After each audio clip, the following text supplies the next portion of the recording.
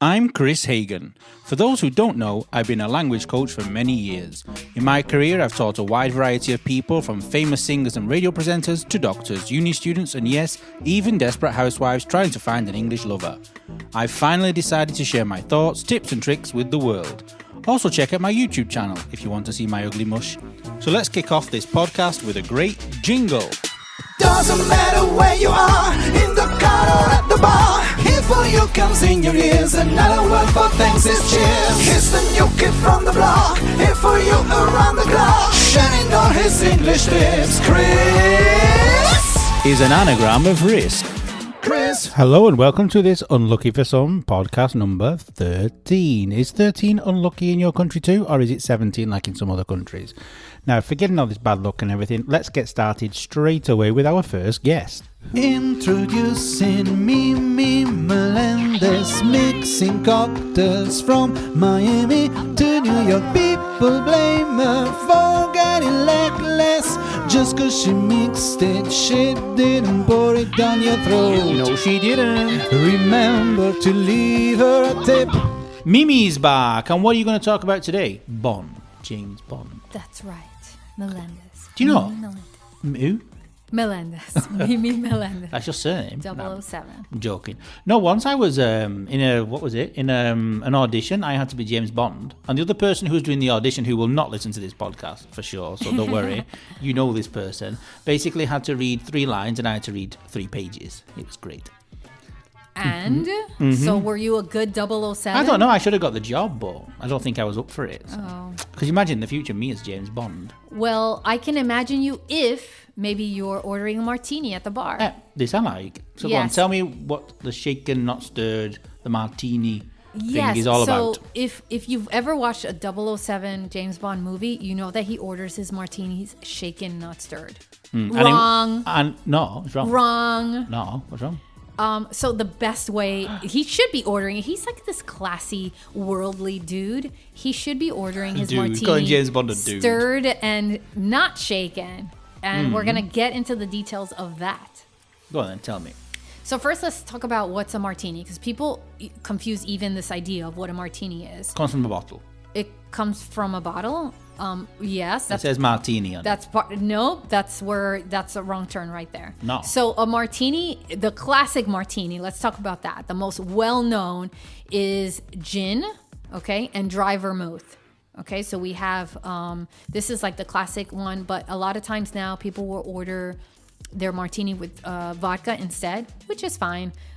It's just a sign of the times. So this means when we talk about martini, it sometimes means that it's just a cocktail that's served up in a cocktail glass, okay? Them horrible glasses like the... Yes, like that's actually called a cocktail glass. I don't like them glasses. Not a martini at all. glass. I hate them glasses. But the martini has made it popular. So when you order, for example, a kamikaze or a cosmopolitan or a lemon drop, kamikaze, I love them, by the way. Love those. Not the Kama Sutra or the Kabbalah, which is what you were just about to say. Yeah, a little different than that. Or a lemon drop, which is this tasty lemony drink.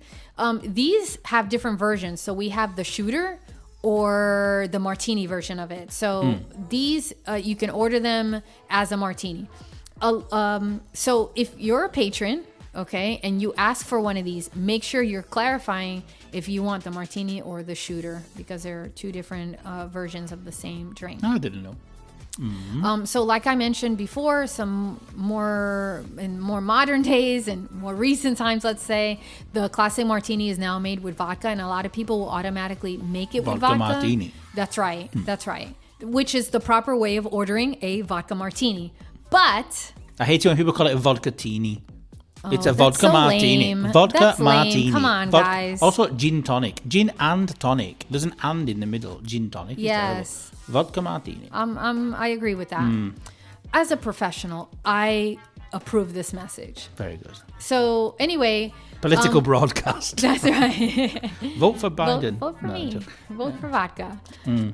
So there are 5 questions you should be either answering when you order or asking your customer if they order martini. Okay. So She here we answering go. first. That just confused me, but go on. First is what spirit you want, which you did correctly. You Vodka. said vodka martini. You should be specifying, clarifying if you want a vodka or gin martini. Okay. The next one is what brand, what name.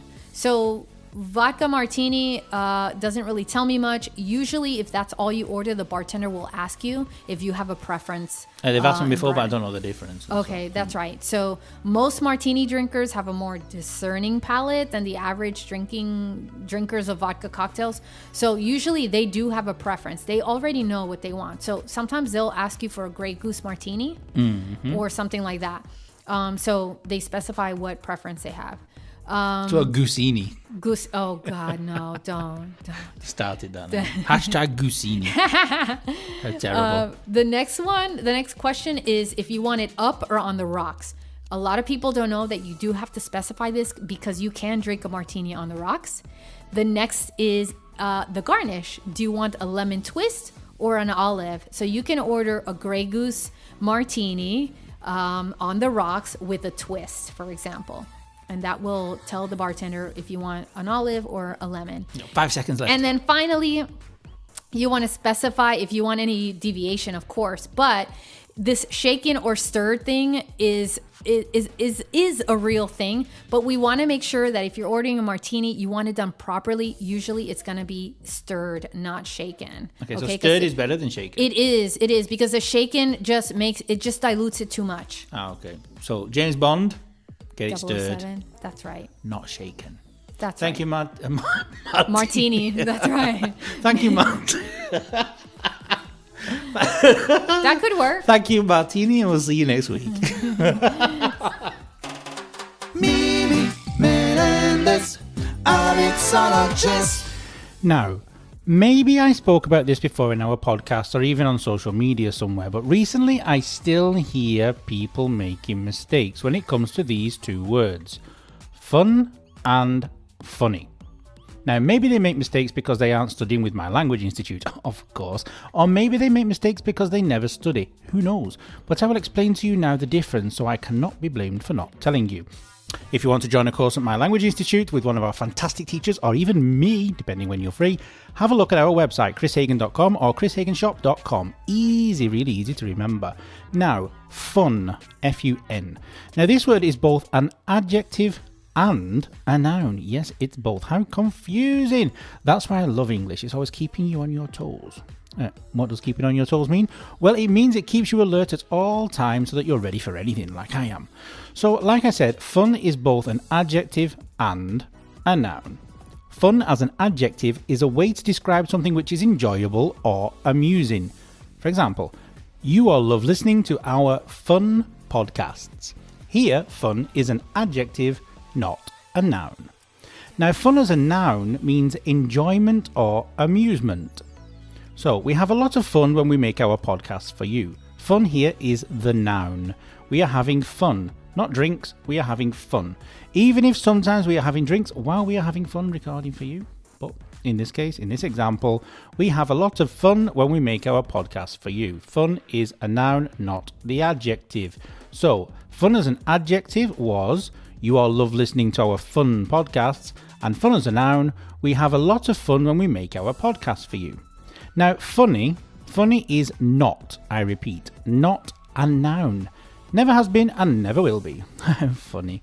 Funny is only an adjective, and it's an adjective which is used to describe a situation, event, thing, or even a person like me, only joking, that makes you laugh. For example, my friend Marco is so funny. She's from Australia, Koala. or is it maybe South Africa? She doesn't know either, but one thing's for sure, she makes business English sexy. Like a kangaroo. It's Kelly Lawrence. Kelly's back with some exciting business phrasal verbs. She's going to go over some phrasal verbs today that maybe you don't know. Maybe you do, maybe you don't. But listen to her explaining the different phrasal verbs and she'll give you some examples as well, I'm sure. No? Yes, that's it. And we've got a lot to go through, so let's try and get straight into it. Go in then. What are you wasting time for? Go. Exactly. So the first one is to touch on something. To touch up somebody. Not to touch up somebody. That's different. That's probably in criminal vocab. Sexual harassment in the workplace. Exactly. Look, to touch on something means to mention it, to talk about it. For example, I don't think we've touched on phrasal verbs yet. Means that we haven't really talked about it yet. Okay, so that's the first one, to touch on a subject. We use it a lot, especially in conversation. We can say, look, I just wanted to touch on this situation, or I don't think we've touched on that. Okay, nothing to do with touching. Nobody touched anybody. There's no touching involved. There's no touching. Sadly. Don't touch anybody. Sadly. Okay, the next one is to go over something. Not with your car. No, not with your car, not over a person. Instead, to go over something, not someone, is to talk about it, to discuss it. Okay, so we didn't touch on it, so let's go over it. Okay, means let's talk about it, let's talk it through, let's go through the details. Discuss it again. Exactly. Okay, the next one is to wrap up. A Christmas present. No. I thought this was a quiz. No. To wrap My birthday up, present. not a birthday present. Same expression, different meaning. Okay, if someone tells you let's wrap up, we're not talking about Christmas presents. We're talking about finishing. Cold. It's cold. Exactly. Not about the weather either. Okay, not to wrap yourself up. It's to wrap up a situation, to finish it. Okay, so for example, we're gonna wrap up in a few minutes because I've only got 5. Okay. The next one is to keep up. Now, to keep up means to keep at the pace, to go at a certain pace that is expected. Okay, for example, I really can't keep up with all these emails. It means that the pace is very fast, there's a lot of them, and I can't continue at that pace. Okay, I can't keep up. And so you are? Behind. You're falling behind. Exactly, to fall behind. So that then you need to keep up. So that is the other expression, to fall behind. We use it a lot, especially to explain, like I said before, emails. We can say, look, I'm falling behind on emails. Can I just spend an extra hour catching up on them, keeping up with it all, and then I'll get back to you. And I would say, get on with it. Exactly. The next one is to get on with it. It's like a little story, this. Get moving, okay? This is something that maybe your manager, your boss is going to shout at you. Come on, get on with it. Means keep moving. Go forward. Okay, it also means to keep talking about something, to get on with something. It means to keep on going. Okay, the next one is to hit it off. Hit it off means to get on really well with someone, to have a very good relationship with someone. Okay, like we all do in England. Like in the last podcast, you talked about the cultural differences. Yeah, exactly. I think Everybody it was like, the week off. before. I don't remember when. But Yeah, exactly. That's it. So you can hit it off with people. It means that you really get along with them well. You're really happy to be there. So let's hope that you really hit it off with your colleagues and your manager or your boss, because it's important, and it'll make your life hell if you don't. Okay. Yeah, so make it a lot easier if you do hit it off with your friend, your new colleagues, even if you don't like them, pretend that you do. Exactly, pretend that you can hit If you it want to off keep with the them. job. Exactly, okay? And if you're having problems with them, try to play it down. Okay, this is the next expression, to play something down. This is a bit hard to explain. It means basically something is a problem or something is happening, but you want to talk about it as less than what it really is. To make it sound nicer than it actually is. Exactly. You often do this to cover up something that you're actually at fault for. Okay, so if you've done something Speaking bad, from experience here, are we, Kelly? Okay, you try to play it down. For example, you had to... I killed your cat. Okay, imagine when you've killed somebody's cat. Okay, you tell them, oh, it's not that bad. It wasn't actually... It was already dead. It was already dead. Okay, it's to play it down. Okay, and finally, the last one is to step it up. This means to do something at a faster pace, a little bit harder, a little bit better. Okay, it's to step it up. So it's something that maybe your manager can tell you. They can say, look, we need to step it up if we're going to get this finished before the deadline. Okay, so that's basically it. We've gone through a lot of these ones. Try to remember them. Oh, and you've wasted your 5 minutes. But go on. I was just being nice because I was in my own wee world. Exactly. So thank you, everybody. Goodbye. Bye. Now we love business, English short and so. Now, I want to tell you 5 fantastic British phrases that you should use. Right, because I like them. So here we go. I'm going to give you 5. These phrases native people use all over. In some places, they may not use them on a daily basis, but they do or should understand them if they are native. The first is fancy a cuppa. So fancy, F-A-N-C-Y, and cuppa, C-U-P-P-A. Those of you who have seen my YouTube videos will know that a cuppa is another word for a brew, which is another word for a cup of tea. We like our tea in England, so we give it so many names. Fancy a cuppa means, would you like a cup of tea? The next one, all right, or all right, or all right, depending on where you're from in England. Now, when someone comes up to you and says, all right, they don't really care.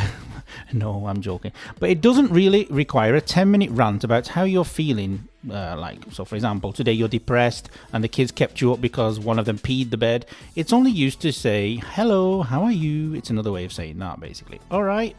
The response can be a simple, fine, okay, or couldn't be bad, couldn't be bad. My little Manchester colloquial pronunciation came in there, and couldn't became a word that is quite vulgar in English. But in Manchester, it's the Wales locals, us Mancunians, say couldn't. I'm not going to repeat it because I don't want to offend anybody, so go back and have a listen. Okay, next thing. Let's move on to something else. That's rubbish. This just means I don't believe you. You're not actually pointing at rubbish in the corner of the room when someone's left some rubbish on the floor. So that's rubbish means I don't believe you. So if somebody comes over to me and says, Teresa's pregnant, Teresa in England, Teresa in Italian, I would reply with, that's rubbish. She doesn't even have a boyfriend. Well, sadly, these days that makes no difference. So yes, it could be rubbish or not. So that's rubbish just means I don't believe you. For tomorrow it's going to rain. That's rubbish. Okay, next one. He's so buff. B-U-F-F. Now, you wouldn't say this about a scrawny person. We use this expression to mean someone is very muscular and attractive. Personally, don't see the attractive side, but this expression exists for those who do. Muscles turn into fat one day anyway, so I've been told, so that's my reason for not working out. Now, the last one. She's as bright as a button. Now, if Teresa, from the previous example, was bright as a button, she might not have ended up pregnant. Bright as a button means smart and intelligent. Hi, Teresa. I'm just using you as an example. I'm not actually saying that you're pregnant or that you're not as bright as a button. Teresa is very intelligent, and as far as I'm aware, she's not pregnant. Now, speaking of intelligent people, here comes Jonathan. Jonathan, talk to us about food around the world. Jonathan, Canadian, their best export after Justin Bieber. Now we have our resident food expert. Yeah. Take that with a grain of salt. Expert in inverted commas, in big inverted commas. We have Jonathan Nix with us again. You say inverted commas. It's not quotation marks in England. Not inverted commas. Well, let's put this quotation marks are when it's a quote. Yeah. Hence quotation marks. Oh, very good. Yeah. He's not our English expert today. He's our food expert. There'll be some English person out there correcting me as well, like my cousin who corrected me once and he was wrong and he still doesn't admit it. But there you go. Very good. If you listen to this, hi, Sam. Hi. Go on. So what are you going to talk about today? We started with poutine, and now, as promised, we're back in Putin. Ah, okay. In Putin, I hope not. Well, in his land. In his country, we'd end up in prison if we were in Putin, I think. Yes. I mean, just having this conversation, I think it'd be enough. Probably. So let's not promote this in Russia. One of the things Canadians are very proud of is, much like Americans, is beef. Beef. Okay. We like beef. We've got AAA Alberta beef. Alberta is the province in the middle, half mountains, half prairies, and a lot of beef. So in the middle of Canada? Yes, more or less. It's hard to say, but in fact, I'm ashamed to admit the only place I know in Canada is Toronto, where it is on the map. Yeah, that is it. There's some funny names that I can't pronounce. No, and then don't worry about it. No, but I mean, it's the center of the universe. Let's be real. Is Winnipeg in Canada? Winnipeg, or as we lovingly call it, Winterpeg. Yes, is in Canada. Okay, I thought you invented the thing. It sounded invented, but okay. So go on. You're talking about that's wheat territory. So we're talking about beef. Russian ranching. Okay. Because I'm not sure if it's specifically because of sanctions or because Putin wants to really feel like he's a cowboy, but they are diversifying their economy and moving into ranching. as we know, Russia has a lot of space, and why Plenty not of fill it with beef? Cows first, though, I guess. I hope so, yes. yes, Just yes. pieces of beef all over Russia. Just throw it around like it's going out of style, yeah. Maybe they think it's alive. Here, they feed it every day, steak on the ground. So one of the things they've imported are cowboys. Because who is wrestling up the cattle?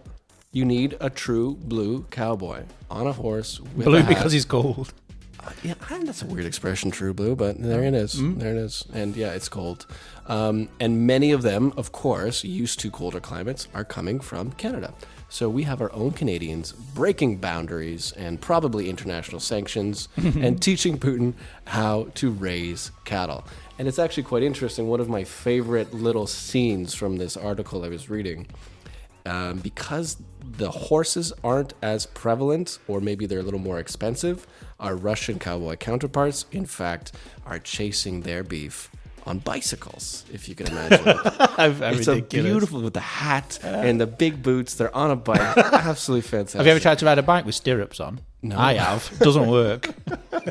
With cowboy boots, I've done it. With stirrups, doesn't work at all. Noted. No, not stirrups. Spurs. Spurs. Stirrups are the other thing where your feet go in, yeah. Spurs. Can't ride a bicycle with spurs on. You pop the tyres.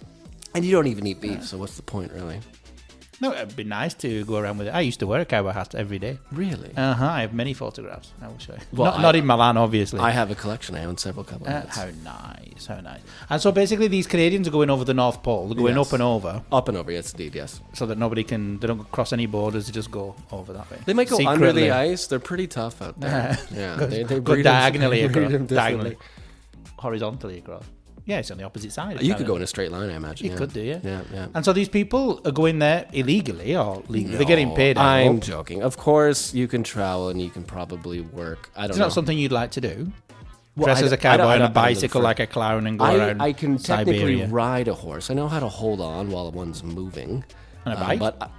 And a bicycle, I'm quite proficient at. Yes. Stirrups, no. Spurs, no. I don't know.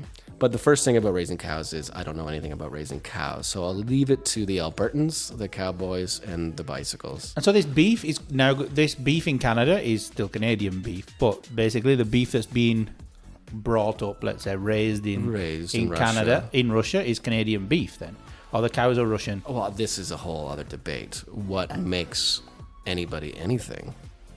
Is it a Russian cow? Is it an Italian cow? Maybe they have their own definitions. Like, have you ever asked the cow, Kris? No, Where are you from, bud? no, this I want to see. We need to go to Russia now. So I want to see a cowboy on a bicycle. That I want to see. Thank you very much, and see you next week. And now we're hungry. Thank you. My God, it's so hot, and not just because Jonathan's here. It's actually boiling hot today while I'm recording this podcast. Now, complete this sentence for me. In the pasta. Did you think of a way to complete this sentence? Now, I would complete it with, I will put some smoked salmon. Did you complete it correctly? I mean, did you understand I was talking about pasta, the food? Great if you did, but pay attention as there are many people out there, students of English, who say pasta instead of past. In the pasta, I could play the piano. That would be fun to see someone playing the piano in the middle of pasta, spaghetti everywhere. Be careful of this final sound, which we call the schwa. This sound totally changes the word and can get you into a pickle, or in tomato sauce if you keep saying pasta. Pay attention. Now, the best way to check if you make this final vowel sound, this is to record yourself and listen, because the best way to stop making a mistake is by making sure you can hear the mistake yourself. If you can hear it, you're going to change it. So remember as well, voiceless sounds like a couple, for as an example. Okay, it's not t. We don't say it, we say it. Voiceless. You do not use your vocal cords. You do not use your voice. Also, shh. Like when you're telling someone to shut up, shh. Okay, so for example, at the end of the word wash. Okay, it's not wash, it's wash. And also, that's a P, if anybody can't understand just from not seeing me or a word which includes it. So, for example, the word shop. Now, shop finishes with a P, not a P. Because if you add a onto the end of this silent voice, well, it's not silent, it's voiceless sound, this P, and you say P, you change it to shopper, which is an actual person who's doing his shopping. Oh, there's a shopper in the shop. Also speak, speaker. Okay, totally changes when you add this Like the beginning when I said pasta, some of you might have thought I said past, but I said pasta, meaning spaghetti. And ravioli. Some people will say ravioli is not pasta. I don't care whether it is or not. For me, all that stuff is pasta. I'm going to have a million people shouting at me now, including probably Jonathan. Okay, so try recording yourself and see if you put the schwa in places that it shouldn't be. Now we're going over to Laura in Nashville. Now it's time for Laura, sick to you by your Skype. She's at home in Nashville, couldn't find a flight. Laura likes to listen to the radio, but when it comes to music, she prefers it live. Laura, give for Laura, give for Laura, give for Laura, give for Laura, give for Laura, give for Laura, give for Laura. Laura, give for Laura, give for Laura, give for Laura, give for. Hello, Kris. How are you faring this week? Not too bad. I heard that the lockdown should have let up a bit by now. Has it? Yeah, it has. In fact, today we can now go to restaurants again, but only outside and at lunchtime. But I can't wait to go out and get some real sushi rather than takeaway sushi. And what are you doing? What's it like there? Spring weather in Tennessee here has been utterly schizophrenic. From sunny days of 80 degrees to lows of 30 and sleet overnight. Sleet? It's been crazy. Ah, it sounds it. Flowers bloom, Nice. and then they freeze, and this is what we call locust winter in Tennessee. Ah, Yeah, in April when it gets really nice and then it gets really cold again. They call it locust winter. I've never heard that before. So now in the next pub quiz, I'll know what it is. Speaking of things being cold, I heard a song on the radio the other day by Kris Stapleton called Cold. Cold. And it reminded me of my last boyfriend. Ah, okay. Every time it comes on, it's still a little bit of a gut punch because it's kind of a breakup song. Right. Do you have any breakup songs? Me personally, no. But whenever I think of a breakup song, I think of All By Myself in that scene in Bridget Jones. Oh, that's Sorry, it's nothing to great. laugh at. Breakups are terrible. Did you listen to it a lot? How did it make you feel? Do you know, it actually makes me feel, when I hear a song like that, it makes me feel like the singer is actually going through the same experience as me at that time. Right. And so it gives me sort of a sense of empowerment, even if it's a depressing song. Or maybe that's just the masochist in me. Who knows? But I've never actually had a breakup that I didn't actually want, because I only break up with someone if they deserve it. And so I don't really regret it. Good for you watching out for yourself. And if I don't, nobody will. I think we all have these kinds of songs that represent a particular breakup or period of mourning. I can pick out a song for each relationship I've Really? had that's ended. Some people create entire breakup playlists to handle it. I hope you're going to make one as well. We'll keep an eye out for it. Sure, breakup songs are their own category and a real thing in science. In 2013, a study in the Journal of Consumer Research suggested that listening to sad songs when people feel sad replicates the mood sharing observed in empathetic relationships. Ah, okay, to share. It's like crying on a friend's shoulder. Ah, nice. A good friend will always make time for you, tell you it will all be okay, and usually tell you that the offending party never deserved you anyway, right? True, very true. Even the best friend, though, won't let you wallow forever. No. There's a point at which they may have to give you a kick in the pants to get yourself back and find ways to end your mourning. I'm normally that one. Similarly, there are sad breakup songs and there are encouraging breakup songs. The 2013 study also supports this. It says emotional experiences of aesthetic products like movies, music, books, and the like are important to our happiness and well-being. Basically, music that is compatible with our mood and feelings works like an empathetic friend. Both the friend and the music are more appreciated by people having relationship troubles or drama. Sad breakup songs are more popular with people who are experiencing failed interpersonal relationships in that moment. Research showed people's preferences for mood-congruent music strongly correlated with their preferences for an empathetic friend. Ah, right. Because of their lyrics and melodies, breakup songs are emotionally engaging, which is actually more appealing to our brains than simply being happy. So I like to be depressed then. Sad breakup songs make you feel like you're getting a big hug, but don't let the mourning continue forever. No, people have to move on and get it over with. Exactly. Next. Relationship author Susan Winter told Medical Daily in an interview that listening to sad songs long after the breakup could lead to an endless loop of victimization. As soon as you're able to consider moving on, it's time to bring on the more encouraging songs, like So What by Pink. What a nice song. The study from the University of Missouri suggests that people should focus on the future or a long-term result. Not surprisingly, they found that listening to positive and encouraging music could boost happiness over an extended period of time. Breakup songs, happy or sad, can provide a sort of empathy. You feel like the singer of the song is going through a similar situation as you, like you mentioned earlier. Yeah, the singer is sharing the emotion, the feeling with us. This can help a listener process through their own feelings, and it can also pull attention away from obsessively wallowing in their own pain. In a pit of despair. Usually, sad songs are characterized by a slow tempo, a low pitch, and often a minor scale. The more encouraging songs have a faster tempo and may have a more cheery sound. Do you know, I love the way you said sound. I hope that none of you are going through a heartbreak right now. Hopefully not. We want everybody to be happy and positive. If you are, though, try some music out. It could help you move through your mourning phase with greater speed and comfort, and eventually remind you how awesome you are. Awesome. Never let anyone else define you. Unless it's a fantastic song about what a rock star you are. Then okay, yeah. I left a little Spotify list of breakup songs through the ages on my account. Just look for Laura Gifford. I thought you might. Have a great week, friends. Hopefully see you soon, now that lockdown seems to be easing up. And I knew she'd have a little playlist there of breakup songs. So whether you're happy or sad, go and listen to Laura's playlist.